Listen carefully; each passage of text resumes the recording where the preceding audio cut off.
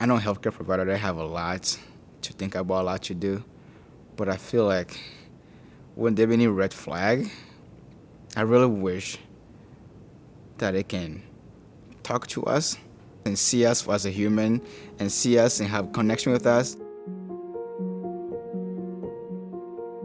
Healthcare providers are often the only hope that victims of human trafficking have to be identified. It is often the interaction with a healthcare provider, a teacher, a neighbor, a paramedic, that is their chance to be seen. One of the things we're not doing great is actually identifying individuals. A patient that I later found out was being trafficked, I totally missed it. I used to show up in emergency rooms and lie about my name, about my age. I had no identification. And so nobody really knew who I was. But nobody really asked either. Trafficking survivors currently go unnoticed by healthcare providers and by the public at large because we have a very narrow idea of who trafficking victims are. Most people think of human trafficking as sex trafficking only, where people are snatched and forced into sexual slavery.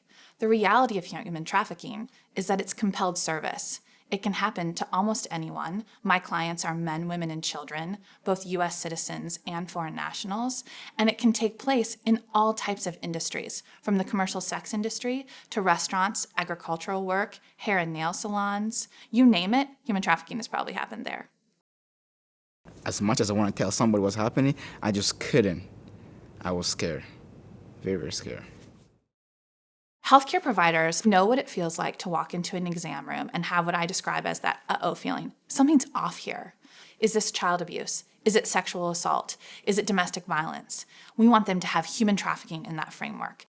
There are some questions and definitely some indicators that clinicians can be looking for to identify that something is wrong. They're not making eye contact with you. They've come in with somebody who's doing all the talking for them. They don't know their address or have ID card on them, and the stories aren't adding up. Part of it is to have a pretty standard screening for every patient so that patients realize that's just what you ask people.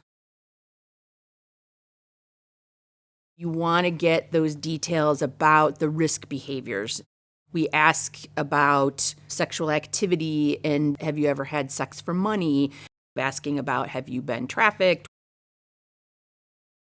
If your MA, your social worker, whoever has interacted with that patient, their perspective may be a little bit different than the information that you got. Everybody talking, I think, is really important to put the pieces together. A lot of times people can be difficult to work with, but you have to understand like the trauma that someone may have experienced. And so instead of, what's wrong with the person, what has happened to that person?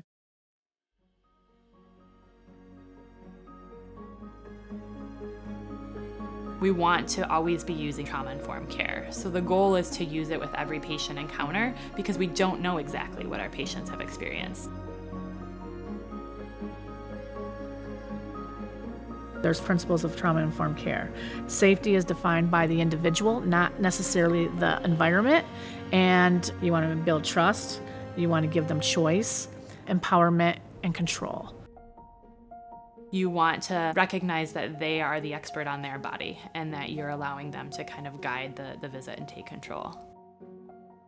Screening and responding to human trafficking is absolutely a part of any healthcare provider's job.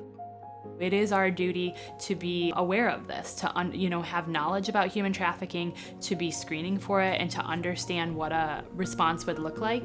And that needs to include a focus on the patient and what they want. Healthcare providers are on the front lines of combating human trafficking. They see survivors of human trafficking long before I, as a lawyer, will ever see them. They see survivors of human trafficking while they're still being trafficked. And we want to help healthcare providers learn how to identify those survivors and get them the help and assistance they need.